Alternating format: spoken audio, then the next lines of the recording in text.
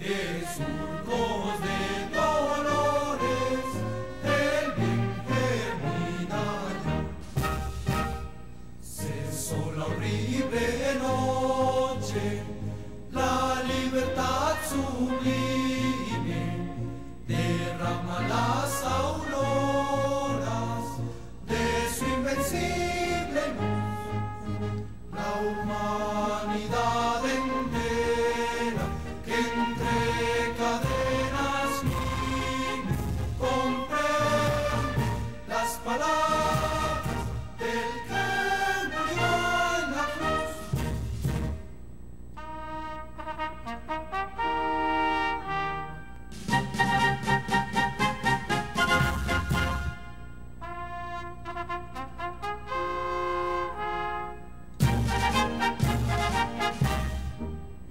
Oh gloria inmarcesible, oh júbilo inmortal, en surcos de dolores el bien germina ya, el bien germina ya.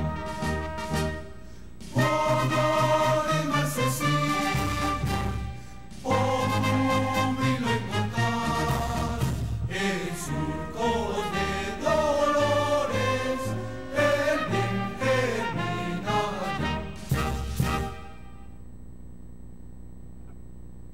Muchas gracias.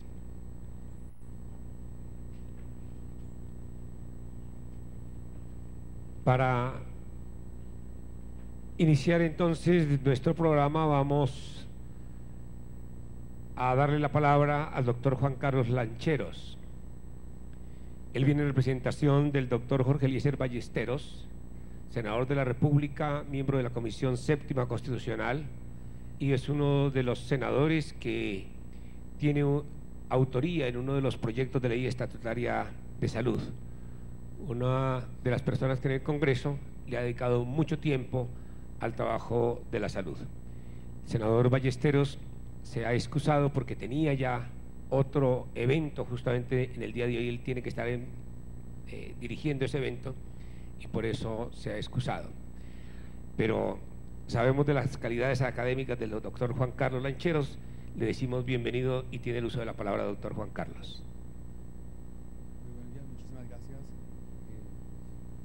senador Avellaneda, senador Robledo, doctor Saúl Franco, a todos ustedes los presentes, un cordial saludo en nombre del senador Ballesteros y en mío propio.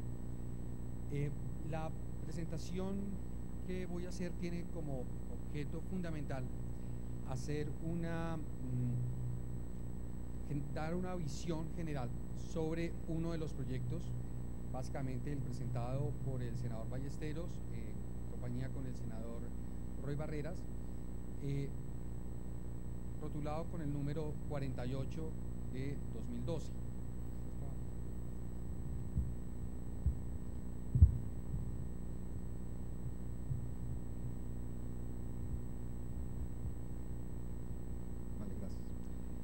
Y la idea es hacer una reflexión sobre los principales puntos de la norma y que ustedes hagan, digamos, las valoraciones que a bien tengan o que correspondan. Debo hacer una aclaración y es que ya se ha presentado ponencia sobre, digamos, para primer debate, y esa ponencia, de hecho hay dos ponencias, ¿no? Hay dos ponencias y es posible que algunos de los elementos que están aquí recogidos no estén en el borrador, en las ponencias que se presentaron ante la comisión primera. Sin embargo, parece válido hacer una presentación de cuál fue el texto inicial. Sobre esa base, lo primero que hay que preguntarse es ¿por qué ley y por qué estatutaria? Lo primero es que el Congreso no podía renunciar a regular esos temas que han sido desarrollados fundamentalmente por la jurisprudencia de la Corte Constitucional, sobre todo en sede de tutela. Entonces, genera una mayor legitimidad que sea el Congreso de la República el que expida una norma de carácter general sobre estos temas. Quienes hemos trabajado estos asuntos sabemos que la jurisprudencia es bastante dispersa, a pesar de la existencia de la famosa sentencia T760 de 2008, y que además por su carácter voluminoso no hace que las personas, los ciudadanos, el ciudadano común no especializado tenga un conocimiento claro, fácil de lo que es el alcance del derecho a la salud. Entonces, uno de los puntos principales es la necesidad de que el Congreso de la República se pronuncie prácticamente 20 años después sobre el alcance del derecho a la salud. El segundo punto tiene que ver con una deuda histórica, porque parte de lo que ha pasado acá es que de alguna manera la Corte Constitucional toma un poco de ventaja, sienta las reglas del juego primero que el propio Congreso de la República. Y uno puede estar de acuerdo o en desacuerdo con eso, pero lo cierto es que se genera una pérdida de espacio, o sea, el margen de discrecionalidad del Congreso de la República se va reduciendo cada vez más, entre tanto la Corte Constitucional vaya llenando los espacios que el Congreso no toma. El hecho de que sea la Corte Constitucional la que se pronuncie no supone necesariamente que los pronunciamientos sean buenos, coherentes, sistematizados. Fundamentalmente por la extensión de la jurisprudencia de la Corte Constitucional, porque la Corte está resolviendo casos concretos a partir de situaciones muy específicas, con circunstancias de tiempo, modo y lugar que no siempre son capaces o son susceptibles de extenderse con vocación de generalidad a todos los casos, como si está previsto que lo haga la ley.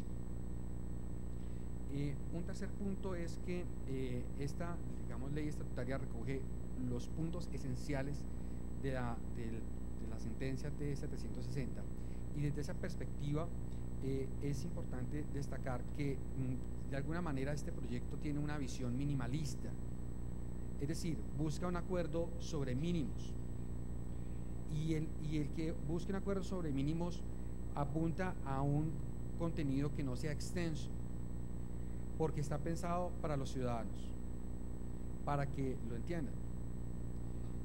Y no siempre es fácil entender un texto cuando tiene 50, 60, 80, 100 artículos. Estamos hablando, recuerden, de una ley estatutaria. El segundo punto tiene que ver justamente con eso. ¿Por qué estatutaria? Y aquí hay una de las grandes dificultades, y hablo en general, pues para todos los ciudadanos, más que para las personas que están especializadas en este tema. Tiene que ver con que la naturaleza del derecho a la salud, inicialmente en el diseño constitucional, era un derecho económico, social y cultural, de aplicación progresiva, que se iba expandiendo a medida que los recursos y las posibilidades estatales permitieran que se garantizara el derecho. La Corte Constitucional, paulatinamente, aplicando un criterio, el de conexidad, estableció que el derecho a la salud en ciertos casos era fundamental. Y esa aplicación, el reconocimiento de esa naturaleza, poco a poco se fue expandiendo a partir de los casos. Entre más casos le llegaban a la Corte, más iba reconociendo, concediendo acciones de tutela, que digamos, el núcleo esencial del derecho fundamental fuera cada vez más grande. Y eso ha generado, digamos, unas distorsiones muy importantes, porque a ciencia cierta son muy pocas las personas que pueden decir cuál es efectivamente el núcleo esencial del derecho a la salud y qué aspectos del derecho a la salud no se deben regular por ley estatutaria. Y eso es importante por varias razones, porque en el caso de ley estatutaria, la Corte Constitucional hace una revisión previa de la norma que aprueba el Congreso de la República antes de que entre en vigencia, mientras que en el caso de la ley ordinaria no. Las normas estatutarias suponen un nivel de exigencia en su trámite superior al de una ley ordinaria. Entonces, si uno regula a través de una ley estatutaria elementos que no son por su naturaleza de ley estatutaria, lo que está haciendo es generando inflexibilidades en el sistema. Y eso, cuando uno habla de derechos económicos, sociales y culturales, y sobre todo derechos de este tipo de derechos que han mutado en derechos fundamentales, hace que la cosa sea mucho más compleja. Entonces, a veces la técnica jurídica, que incomoda en algunos momentos, supone, digamos, tener claridad sobre cuál es el tipo de diseño que uno quiere montar. Y pues obviamente los problemas se multiplican, porque para algunos ciudadanos elementos que conforman el sistema general de seguridad social en salud deberían hacer parte de una ley estatutaria y para otros no. Y hay una decisión política que en este momento está condicionada por las diversas lecturas que puede tener la jurisprudencia de la Corte Constitucional. Entonces el tema no es tan sencillo, porque en algunos casos para algunos será muy bien otorgar cierto grado de inflexibilidad al sistema y para otros no. Y la verdad es que existe poca certeza acerca de qué aspectos claves deben ir en una ley estatutaria y sobre todo, y ahí es donde está la dificultad, qué aspectos no. En este punto es claro que el núcleo esencial del derecho a la salud, en tanto que es un derecho que ha mutado, debe estar regulado a través de una ley estatutaria. Y es, digamos, la primera vez, y en eso creo que el consenso es general, en el que un derecho de esta naturaleza se regula a través de una ley de carácter estatutario. Y eso no es poca monta, porque en la medida en que se delimita muy bien el alcance del derecho, del núcleo esencial del derecho a la salud, de ese derecho que es, ojo, tutelable, entonces pues va a tener un efecto directo sobre cuál es el tipo de acciones de tutela que van a proceder y cuáles no. Sobre el punto, me va a permitir presentar una pequeña gráfica que en su momento el senador Ballesteros presentó en un foro anterior. Es esta.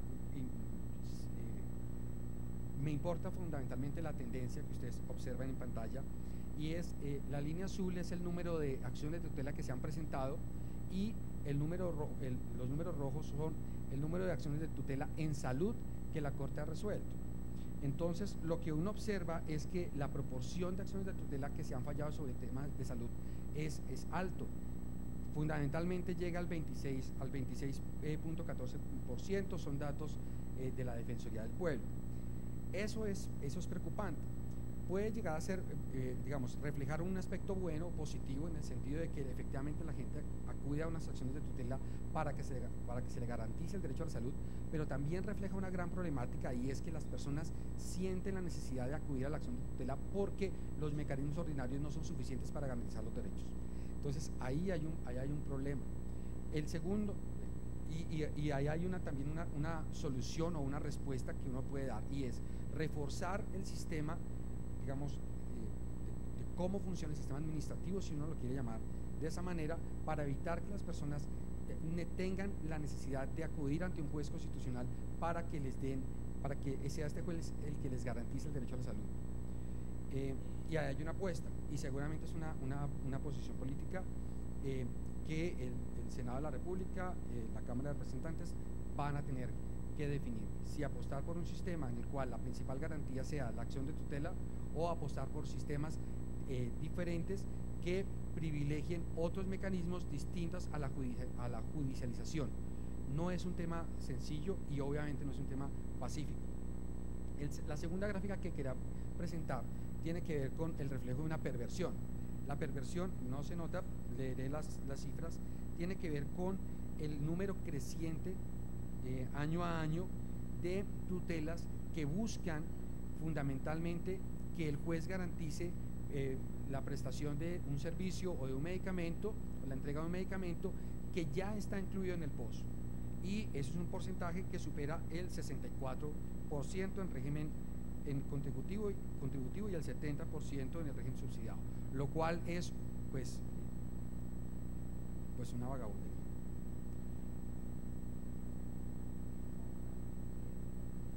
Entonces es perverso. Es perverso. Entonces, ahí hay que tomar una posición y una radical. ¿Por qué? Pues porque facilitan recobros adicionales, pero fundamentalmente lo que está en juego ahí es el valor de la ley y el valor de la norma. Entonces, en caso de duda, yo me abstengo, el señor vaya y presente una acción de tutela, y creo que eso hay que atajarlo de una buena vez. ¿Qué no es el proyecto presentado por los senadores Ballesteros y Barreras? No es un proyecto que apunte, digamos, como ley estatutaria, no es un proyecto que apunte a la modificación del sistema general de forma completa, sino que apunta a la protección del derecho a la salud como un derecho fundamental, bajo el entendido de que efectivamente va a tener que existir una ley ordinaria que haga una modificación o que genere unos ajustes a la concepción del sistema con un mayor o menor grado de profundidad, de acuerdo con los avances que se logren en este proyecto de ley estatutaria. Entonces, de alguna manera, el alcance de esa modificación posterior de la ley ordinaria va a tener que ver con los consensos que se logren alrededor del trámite de la ley estatutaria, y en eso, digamos, los senadores autores del proyecto no son, digamos, ingenuos, sino que saben que efectivamente lo que se decida aquí va a marcar o va a condicionar el alcance del proyecto. Entonces, claro, uno puede ver el proyecto y decir, hombre, qué corto es, hay muchos temas por resolver, se ha quedado corto, o decir, esta es la base que vamos a negociar como ley estatutaria, y a partir de aquí vamos a negociar lo que sería el contenido de una ley ordinaria, con las consecuencias procesales ante la jurisdicción constitucional que he dejado o que he expuesto anteriormente.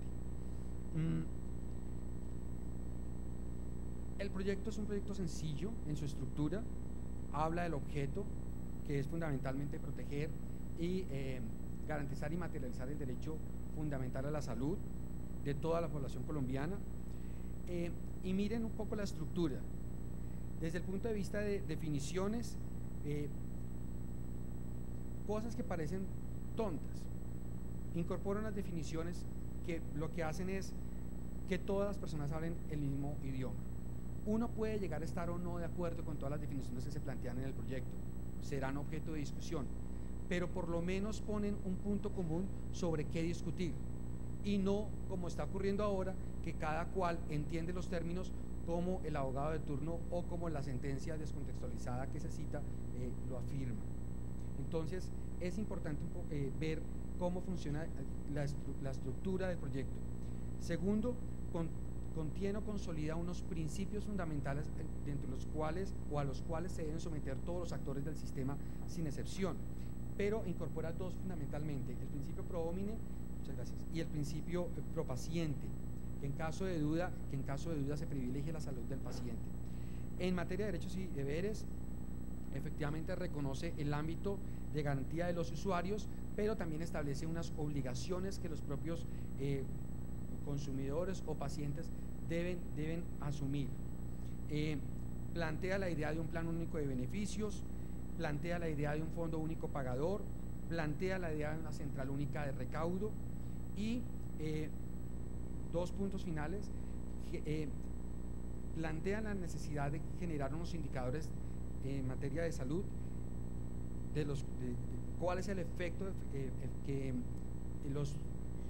el plan único de beneficios está teniendo sobre la salud de los colombianos, y adicionalmente una medición sobre el sistema de calidad. Y eso es importante porque en la medida en que estos dos elementos, esos indicadores se publiciten frente a los ciudadanos, digamos, de alguna manera estos ciudadanos se van a poder empoderar y apropiar del sistema y defenderlo. Creo que nadie gana con la quiebra del sistema para absolutamente nada. Lo último tiene que ver con el mecanismo especial de protección que se planteaba, y yo tengo que hacer una salvedad frente a eso. Este mecanismo especial que se planteó buscaba agilizar, básicamente reducir el trámite de la acción de tutela en materia de salud a la mitad. Es posible, y el senador Robledo no me permitirá mentir, que este recurso pudiera estar mucho mejor redactado, pero la verdad es que el senador Ballesteros, ante un poco como el escándalo que se generó, las dudas que el mismo recurso planteó frente a algunos ciudadanos, le solicitó al senador ponente que lo retirara para evitar cualquier tipo de suspicacia. Sin embargo, y hecha esa aclaración, por supuesto, esta ley estatutaria no pretendía eliminar para nada la acción de tutela. La acción de tutela es de creación constitucional. La existencia de jueces especializados lo que buscaba es sistematizar la jurisprudencia en materia de salud y que fueran esos jueces especializados formados los que facilitaran el cumplimiento del derecho de la salud en los términos que la propia Corte Constitucional está establecido. Esto es una norma que se complementa con otras normas del Código de Procedimiento Administrativo y Contencioso Administrativo, lo cual supone que un juez no puede apartarse de la jurisprudencia constitucional de buenas a primeras. Entonces, de alguna manera, tenía, o vista desde esa ingenuidad, buscaba dotar de coherencia al sistema y obviamente apuntaba también a generar a disminuir la presión sobre los jueces de tutela y generar una mayor simplificación del sistema.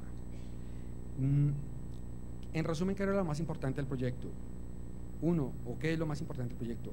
Recuperar la credibilidad del sistema frente a todos los ciudadanos, empoderar a los usuarios con la divulgación de sus derechos, concientizar a los ciudadanos con la promoción de sus deberes y generar un esquema de sanción social al mal servicio.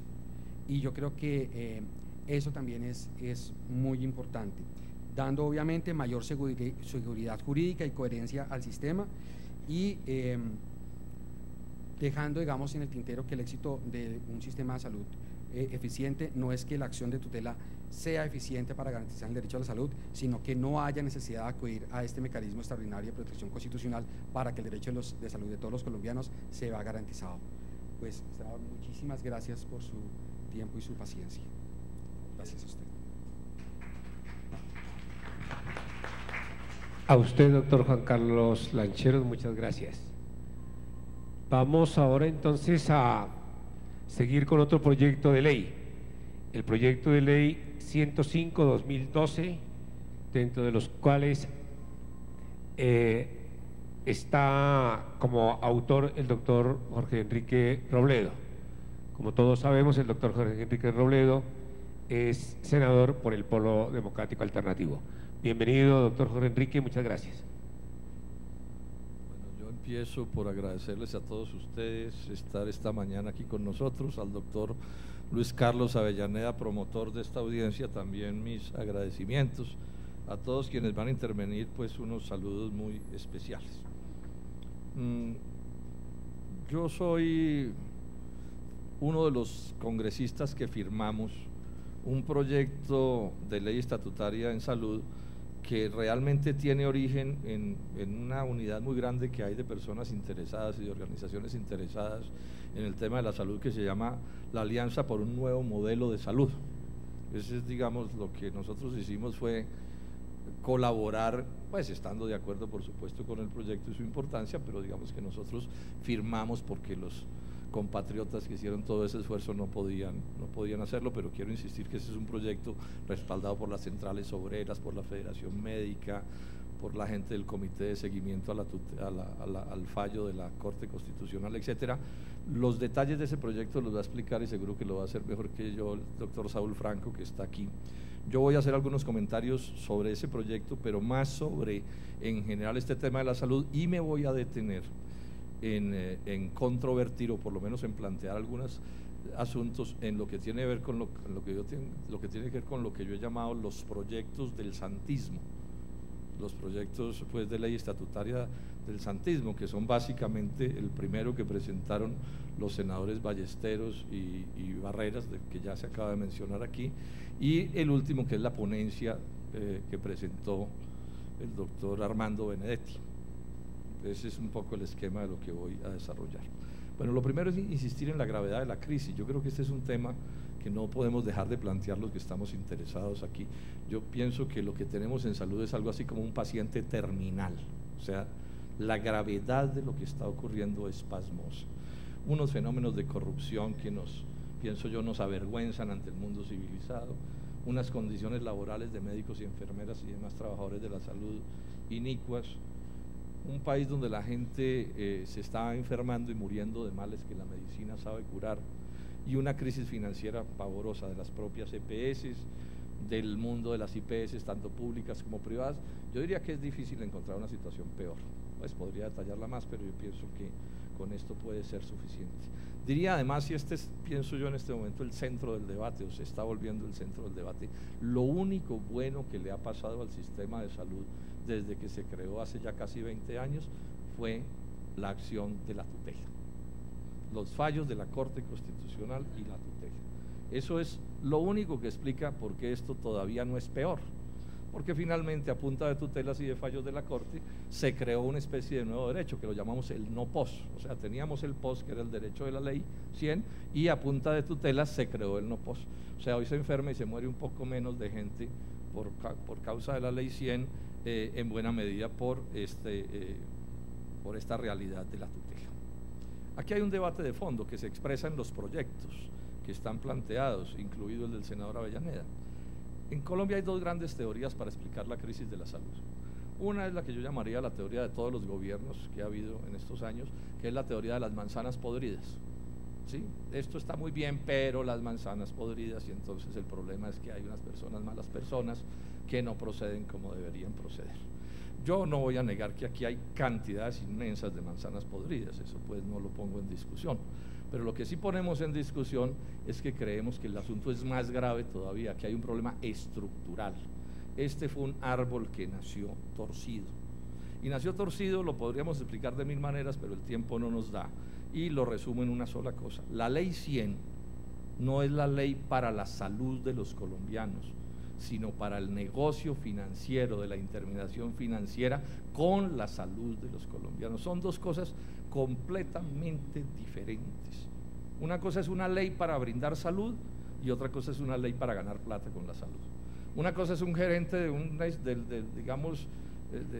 sistema de salud que rinde cuentas al final del año por cuánta gente curó y cuánta enfermedad previno, etcétera, y otra cosa es un gerente que al final del año rinde cuentas de cuánta plata ganó con el negocio de la salud. Nosotros pensamos que si esto no se corrige, aquí no va a ser posible solucionar nada. Esto, lo que hay aquí es un negocio financiero. Mirando papeles me encontré una cosa de hace años, como hace bastantes años ya el presidente en esos días de Fasecolda se le hacía agua a la boca. La Fasecolda de la agremiación de las aseguradoras, se le hacía agua a la boca contando cómo en el negocio del aseguramiento, que es un negocio de banqueros, la salud iba a pasar de representar con la ley 100 del 2.5% del total del negocio al 39% del total del negocio. Este es el lío que tenemos. Y entonces creo que es hora de insistir mucho en una cosa simpática que yo en estos días, pero que ilustra este lío de la salud. ¿Cuál es la regla de oro del neoliberalismo? Consiste en que el que tiene el oro pone la regla. Entonces esta es una ley para banqueros y ese es, digamos, el origen de este problema. La ley que yo firmé, que repito es de la Alianza por el Nuevo Modelo de la Salud, es una ley que va al cambio estructural.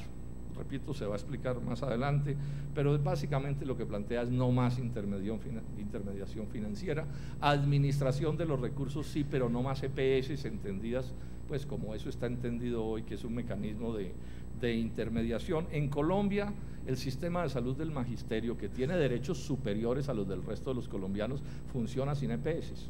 Bueno, y en el mundo entero hay 1000 sistemas de salud que funcionan sin ese tipo de instituciones.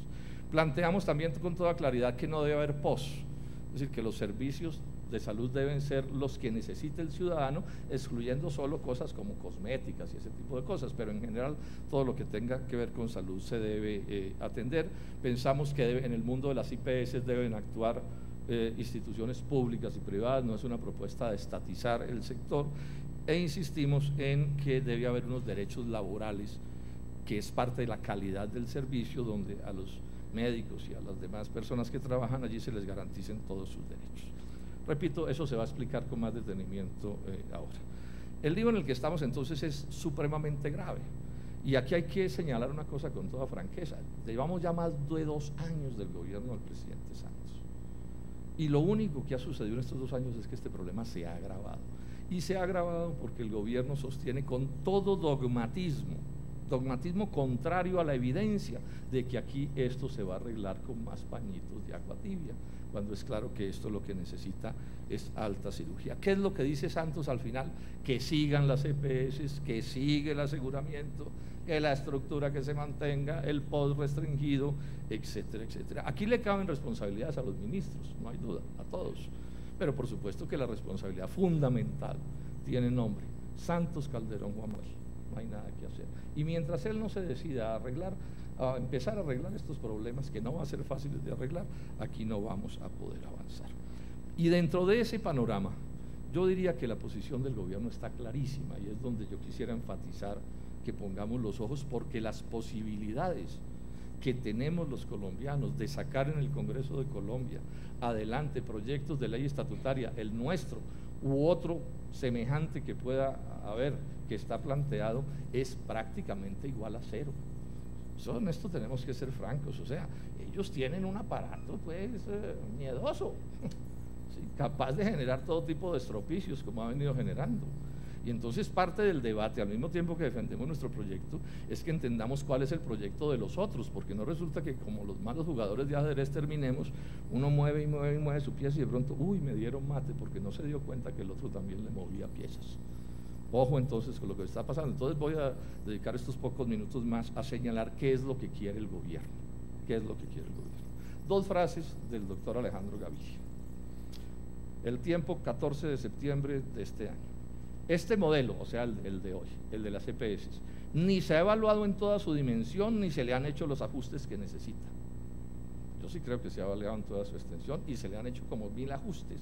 No hay norma en Colombia que tenga más ajustes que la ley 100.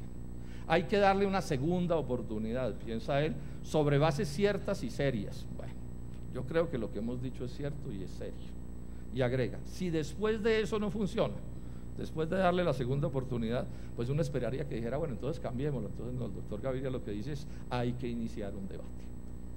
Hay que iniciar un debate, o sea que podemos tener sistema igual por lo menos para los próximos 20 años.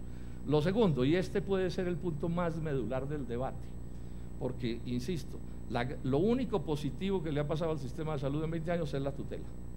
Y vamos a ver cómo el objeto principal del nuevo proyecto y de lo que viene haciendo el gobierno es desmontar la tutela o reducirla a su mínima expresión o condicionarla o llenarla de dificultades. Dice el doctor Gaviria, semana noviembre 24, o sea, la semana pasada.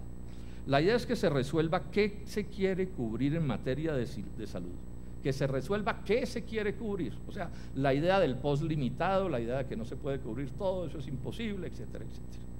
Y definir los mecanismos no judiciales de resolución de conflictos para evitar lo que pasa ahora que se administra la salud vía tutela. Yo creo que más claro, pues, y hay que abonarle la franqueza al doctor Gaviria, no le gusta la tutela, le parece que ese es un sistema que no debe ser el que resuelva los problemas y que hay que inventarse, dice él, unos mecanismos no judiciales. Aquí vale la pena hacer un poco de historia, porque se mencionó el proyecto 48, la ley 48 de los doctores Roy Barreras y Ballesteros, de manera precisa, con toda precisión, liquidaba la tutela en salud. No porque dijera queda prohibida la tutela en salud, sino porque creaba un mecanismo judicial, que lo llamaron la acción de protección a la salud, para atender las controversias entre las EPS y los pacientes. Y las normas sobre tutela dicen que la tutela solo opera allí donde no existe otro mecanismo judicial para resolver ese tipo de conflictos. Hay que abonarle al abogado que se redactó eso, que le quedó perfectamente redactado. Lo que pasa es que pues se hicieron las denuncias que se hicieron y afortunadamente decidieron retirar ese artículo del proyecto y digamos que descanse en paz, porque era pues sin duda bien negativo. ¿Quiso esto decir que el santismo, particularmente el ministro Gaviria, que sin duda es coautor por lo menos de la ponencia del doctor Benedetti, ¿sí?, renunciaron a ponerle una bomba a la tutela? Yo creo que no, y esta sería una cosa que la propongo en plan de discusión aquí. Yo creo que ese proyecto, el del senador Benedetti, contiene una especie de bomba de tiempo contra la tutela. No dice acábase de la tutela, Ni siquiera dice créase un mecanismo judicial para reemplazar la tutela, como decía inicialmente el proyecto, pero establece una serie de normas que cualquier buen lector y que por supuesto, digamos, tenga algo de suspicacia con las propuestas oficiales, las tendrá que leer como que aspiran a un fallo de la Corte Constitucional que de alguna manera modele, doctor Saúl Franco, modele el uso de la tutela con el propósito de desmontarla. Creo que eso está clarísimo y se puede demostrar hasta la saciedad. Miremos algunas de las cosas que son bombas contra la lógica de la gratuidad y de la tutela y del cubrimiento universal y de todas las cosas que hemos venido defendiendo los que estamos de este otro lado de la raya.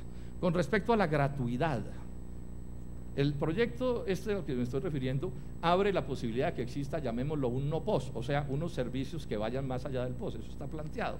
Lo que pasa es que lo diseña de tal manera que se llena de condicionamientos que son contrarios por completo al espíritu de la tutela. Por ejemplo, dice con todas las letras el artículo 17 que los ciudadanos tendrán que contribuir con el financiamiento, además de las cuotas que ya pagamos, tendrán que contribuir con el financiamiento del sistema de acuerdo con su capacidad de pago.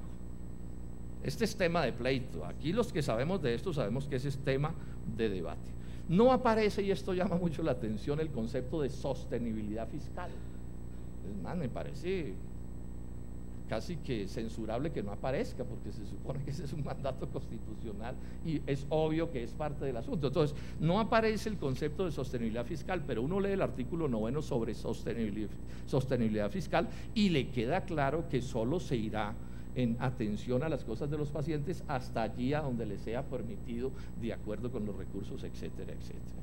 Plantea, por ejemplo, la progresividad en el derecho. Este es bastante claro lo que dice. Dice que el Estado, de conformidad con sus capacidades y posibilidades económicas, promoverá la correspondiente ampliación gradual y continua del acceso a los servicios de la salud, lo que es la negación precisamente a lo que estamos hablando, porque hay quienes sostenemos aquí que hay recursos suficientes para atender bien las cosas como se debieran atender. El caso de la autonomía médica, que es otro tema de pleito. Todos estos pleitos los dejó expresamente planteados el doctor Álvaro Uribe cuando la famosa emergencia. Recordémonos que ese fue un momento en que el mundo de la salud aclaró qué les gustaba y nosotros aclaramos lo que no nos gustaba. Bueno, todo eso está en este proyecto del que estamos hablando. Autonomía médica. Se prohíbe todo constreñimiento al médico. Entonces uno lee eso y bueno, se pone alegre, pero después dice, sin perjuicio de que su concepto u opinión pueda ser revisado en función de la evidencia científica conforme a los mecanismos previstos en la presente ley. Ahora me imagino que no lo irán a coger de la corbata, ¿cierto? Y encuellarlo, pero esto a qué es a lo que le está abriendo el camino. Con respecto a condiciones laborales, no hay nada que valga la pena, alguna frasecita hueca que no aclara cosas como sí aclara el proyecto que nosotros presentamos. Introduce incluso el deber del autocuidado, que es también vieja idea en estos debates, pero miren ustedes, también se redacta de manera cuidadosa. Yo supongo que pagaron un abogado de alto precio, ¿cierto? Porque la cosa está bien redactada. Entonces dice esto en el deber del autocuidado: en ningún caso la falta de autocuidado, su incumplimiento podrá ser invocado para impedir o restringir acceso oportuno a servicios de salud.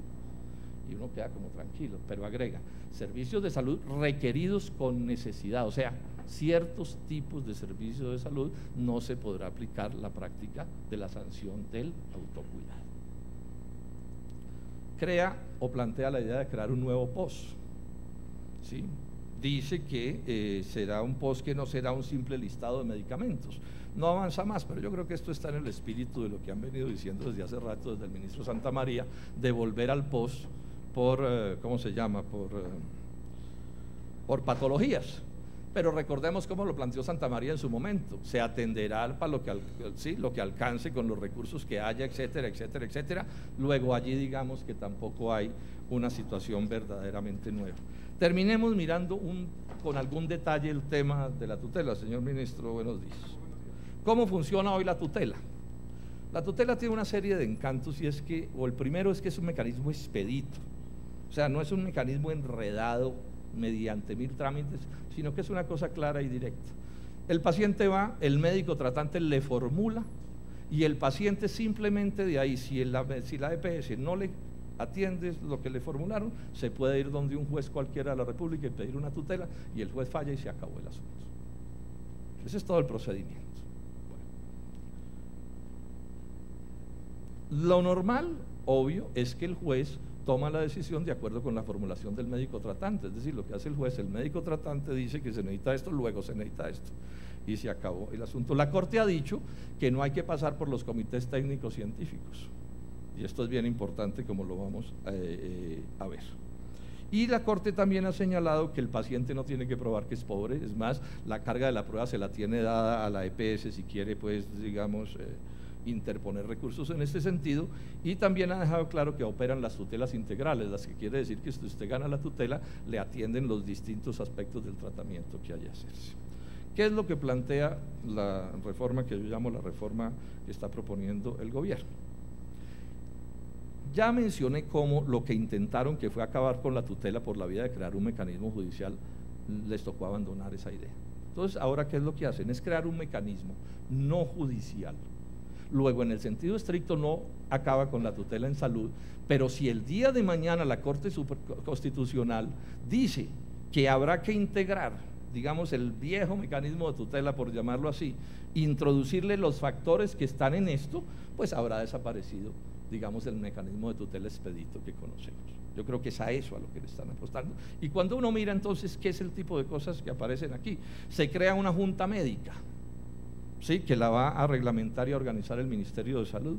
Junta médica que de entrada va a poder disputarle el concepto científico al médico tratante, cosa que por supuesto ya va a generar en los médicos tratantes una preocupación, y es, bueno, me va a tocar meterme además en un pleito con colegas míos a ver si lo que yo estoy formulando es razonable o no es razonable. Ese ya es un tiro, ¿sí?, contra la libertad del médico tratante y contra el derecho a la tutela. Podría suceder también que en una decisión de la Corte Constitucional la Corte dijera, bueno, el juez de tutela sí podrá tomar decisiones y tener en cuenta la decisión del médico tratante, pero tendrá que tener también en cuenta la decisión de este comité que estamos creando, médico, que le disputa el punto de vista, y tendrá que balancear y decidir por qué escoge una cosa o por qué escoge la otra, cosa que fácilmente paralizaría a los jueces de tutela, que hoy, digamos, se mueven bajo la responsabilidad científica del médico tratante. Se crean unos comités de servicios adicionales, ¿sí?, que son además los que, para, digamos, ganar estos espacios que sigámoslos llamando de no posa, si no se llamen de esa manera en el proyecto, ¿cierto?, van a definir si se paga en todo o en parte lo que se consiga o lo que se termine definiendo. Inclusive en una redacción retorcida, hay que reconocer que el abogado que le metió la mano a esto sabe de redacciones, da la impresión de que no se invierte la carga de la prueba, pero sí se invierte la que hay hoy, y le traslada al usuario el probar que no tiene capacidad de pago, y desaparecen las tutelas integrales que conocemos. Yo podría referirme a más cosas. Ahora aquí, pues, uno de quienes han luchado más en esto, el doctor Néstor Álvarez, me contaba otra serie de detalles de cómo son cosas que van dentro del proyecto, que son como unas especies de cargas de bombas de relojería prendidas para que estallen. ¿Cuándo? ¿En qué momento? Bueno, no sabemos. ¿Qué pasará? ¿Qué no pasará? Las presiones del gobierno nacional, del presidente Juan Manuel Santos sobre la Corte Constitucional son inauditas, no solo en este terreno, sino en todos los terrenos. Termino entonces diciendo esto. A mi juicio está claro que ese proyecto del gobierno nacional, aun cuando diga que no, mantiene el actual modelo. Me parece además poco sensato que una ley estatutaria no defina cuál modelo es el que se va a seguir y eso se lo transfiera a una ley ordinaria. Eso no le veo razonabilidad técnica.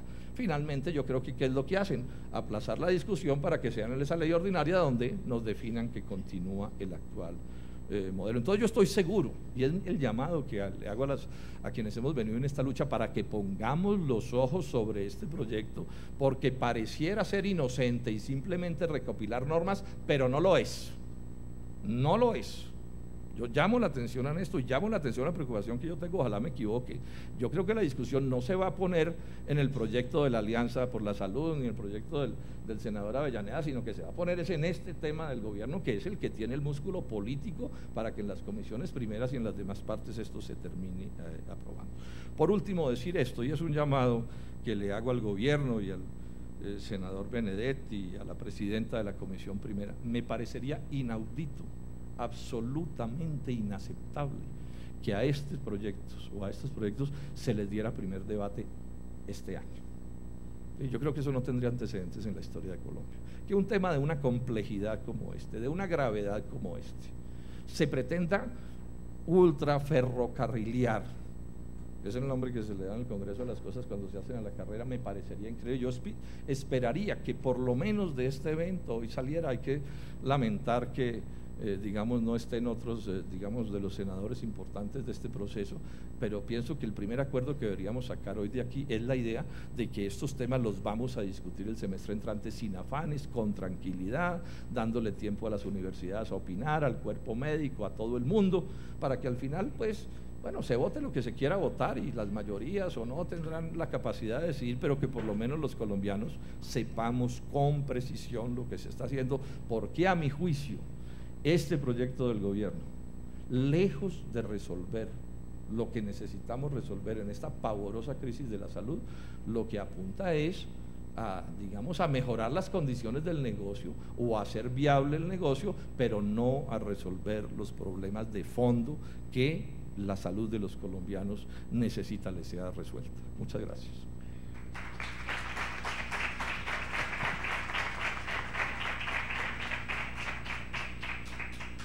Muchas gracias al doctor Jorge Enrique Robledo. Siguiendo con la exposición de los proyectos de ley, vamos a tener ahora la exposición del doctor Olger Díaz, representante a la Cámara y autor del proyecto de ley 059-2012. Tiene el uso de la palabra, doctor Olger.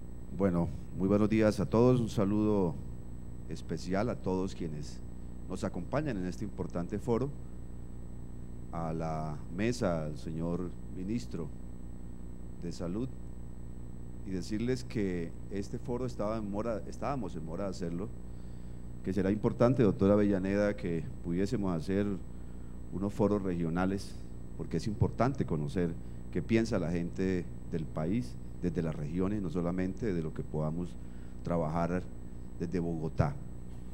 Decirle que el proyecto de ley 059 presentado por Cámara, el único proyecto presentado por la Comisión Séptima de la Cámara, que se suma a los 3 proyectos del Senado de la República, que ya tiene ponencia o 2 ponencias para primer debate.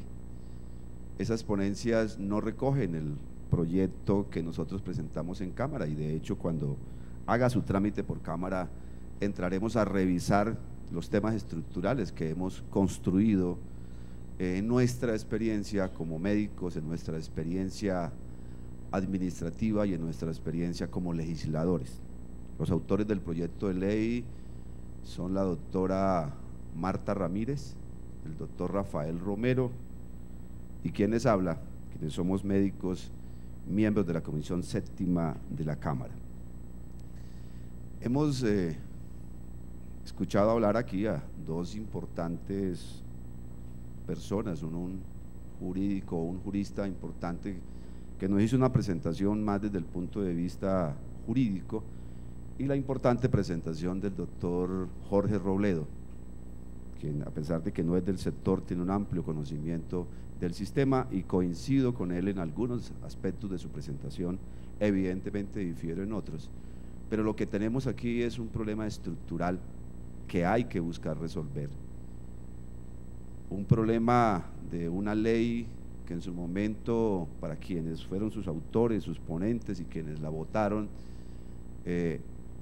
tenía una posibilidad importante de que le sirviese al país, de que normatizase y cambiase la forma como se prestaban los servicios de salud en Colombia, pero que después de 20 años de esta ley 100 apenas estamos en el proceso de tener una ley estatutaria, y me parece que eso es una deuda grande que se tiene con el país.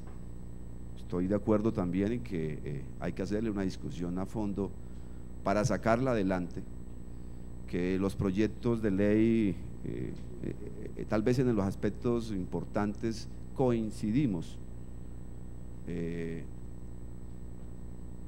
que el diagnóstico en el sistema de salud lo tenemos claro, que pienso que la mayoría, no solamente de los que estamos en el legislativo, de quienes estamos en el sector salud, sino la mayoría de los colombianos, que hay un problema de fondo que tiene que ver con el aseguramiento, que hay un problema de fondo que tiene que ver con la prestación de los servicios de salud, con la rectoría por parte del Estado a través del Ministerio de Salud y con la inspección, vigilancia y control que le corresponde a la superintendencia, y que desafortunadamente en estos 19 o 20 años es muy poco lo que se ha avanzado.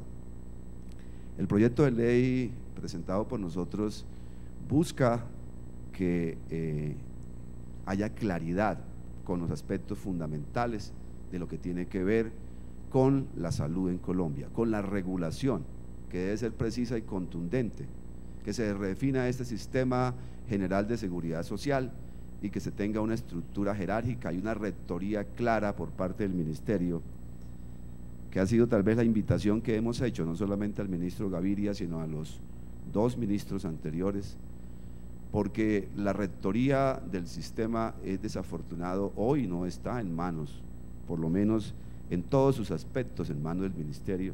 Tenemos una comisión de regulación en salud que no responde, que algunas de las situaciones que le competen se las abroga al ministerio y el ministerio se la abroga a la Comisión de Regulación en Salud.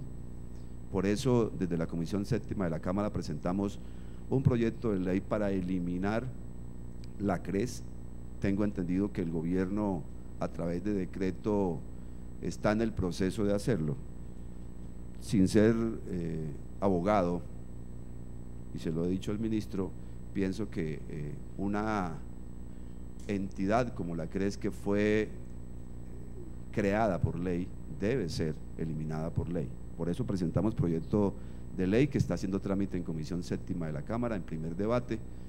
Igualmente presentamos un proyecto de ley de eliminación de los recobros a cargo de las EPS, para que esa relación sea una relación directa entre el prestador y el FOSIGA, y puntualizamos en aspectos importantes como la garantía de la prestación de los servicios, la información adecuada y necesaria para acceder a los mismos, la existencia de un sistema de salud que garantice el acceso a este derecho fundamental, que comprende el derecho a tener salud con oportunidad, con calidad, con accesibilidad, que son aspectos que desafortunadamente no tenemos garantizados hoy. Y voy a iniciar hablando de que el proyecto de ley tiene 34 artículos, tiene 8 capítulos. Un primer artículo donde hablamos del objeto del derecho a la salud, de la naturaleza de este derecho, de los deberes y derechos de los actores del sistema, de las obligaciones, de los principios, del modelo del servicio, en el tema de funcionamiento y financiación del sistema, del contenido de los planes, de las coberturas adicionales, de la aplicación de los beneficios y lo que tiene que ver con los beneficios por fuera del plan único de salud, los beneficios ordenados por los fallos judiciales y el manejo y responsabilidad de estos beneficios no incluidos en el POS, donde se tiene que garantizar que el acto médico es irrenunciable, que le corresponde al profesional de la salud la definición de qué debe recibir el paciente por su patología, por su necesidad como paciente, porque desafortunadamente se nos olvida con una frecuencia y demasiado alta el paciente. Hablamos más del tema financiero, hablamos más del tema estructural, de lo que tiene que hacer el ministerio, de lo que le compete a las EPS o a las IPS, y nos olvidamos del actor fundamental que es el paciente. También tocamos temas que tienen que ver con la jurisdiccionalidad de la protección social, que es un tema trascendental y que hoy no lo tenemos en Colombia. Por eso la tutela con una frecuencia muy importante es fallada como escopeta de regadera por jueces con la mejor intención, pero sin el conocimiento técnico, sin el conocimiento científico para una toma de decisiones cierta, y a veces se condena al prestador cuando le corresponde al asegurador, o al revés, o se condena al ente territorial sin que haya posibilidad, con una frecuencia muy importante, de tomar la mejor decisión. Por eso tenemos que el objeto es desarrollar normativamente preceptos constitucionales en materia del derecho del acceso a los servicios, de señalar los principios legales para garantizar justa, solidaria y cabal realización del acto médico y del derecho a hacer efectivo la atención en servicios de salud. Todos los habitantes del territorio tienen el derecho a las prestaciones de salud en la forma en que las leyes y reglamentos especiales lo determinen, el acceso a los servicios de salud como un derecho fundamental irrenunciable, y su prestación corresponde a un servicio público de carácter esencial y obligatorio. Igualmente se define en la ley los principios, y yo pienso que coincidimos seguramente todos los proyectos, las obligaciones en salud por parte del Estado, que es respetar, proteger y cumplir con las acciones necesarias para garantizar el ejercicio de este derecho, los deberes y obligaciones de los usuarios, y ahí coincido con el senador Robledo, y lo tenemos en el proyecto de ley, que uno de los aspectos importantes es el autocuidado, sin que signifique que esto libere a quienes les corresponde la atención oportuna, la atención con calidad y el acceso a los servicios de salud, que tal vez son los tres factores fundamentales que hoy en Colombia se vulneran cuando se accede a un servicio de salud. Igualmente, en que la cobertura tiene que ser universal y obligatoria, en que la administración y prestación del modelo debe ser ejecutado por las entidades competentes, públicas, privadas, solidarias o mixtas, y que la financiación tendrá prioridad y comprometerá recursos fiscales y parafiscales, además de los otros que puedan causarse, que sean ordenados por la ley. Se aplicará obligatoriamente la estrategia de atención primaria en salud. En la ley 1438, que se expidió en enero, o se sancionó en enero del 2011, ya casi 2 años, uno de los aspectos más importantes de la discusión, y en eso yo pienso que los senadores y representantes están de acuerdo conmigo, uno de los aspectos que más trabajamos fue lo que tenía que ver con que la entrada o la puerta de entrada al servicio de salud tenía que ser a través de APS, de atención primaria en salud, pero casi 2 años después no hemos iniciado las pruebas piloto. Por eso, ministro, tal vez salió un momento, pero he sido incisivo pidiéndole al ministro que no solamente debemos tener pruebas piloto, sino que ya debería estar implementado atención primaria de salud en Colombia. Es desafortunado que esto no ocurra, porque la promoción y prevención que venía definida en la ley 100 se quedó como un simple discurso, y en la práctica es muy poco lo que hemos podido avanzar, porque, y también coincido con el senador, en que en Colombia, a pesar de que hay cientos de leyes, decretos, resoluciones, la obligatoriedad de cumplir estos decretos o leyes se queda a veces en la simple buena intención. Igualmente, se tiene que definir la autoridad regulatoria, que actualizará con periodicidad no mayor a 1 año los planes de beneficios y que todas las personas en Colombia tienen derecho a un plan único de beneficios en salud, que tiene que ser además igual para todos los colombianos. En coberturas adicionales, hoy está definido, pero lo puntualizamos en la ley, quiénes y de qué manera se establecen estas coberturas adicionales. Igualmente la aplicación de los planes de beneficios, que tienen que ser, como lo decía, iguales para todos los colombianos, no importa nuestro nivel de ingreso, no importa si pertenecemos al subsidiado, al contributivo o a los regímenes especiales. Igualmente, y aquí es importante revisar en lo que tiene que ver con la tutela, que es un mecanismo importante, un mecanismo que tiene que seguirse utilizando, que es fundamental que exista, y si no tendríamos otros cientos de miles de usuarios o de pacientes en peores condiciones de salud o muertos si no hubiera sido por la tutela. Pero también se ha abusado de la tutela y eso es algo que yo pienso que todos tenemos claro. Y las autorizaciones tienen que ser expeditas, tienen que definirse unos mecanismos para que sean rápidas y para que no existan esos mandos medios que son los que con una frecuencia muy importante afectan la prestación del servicio.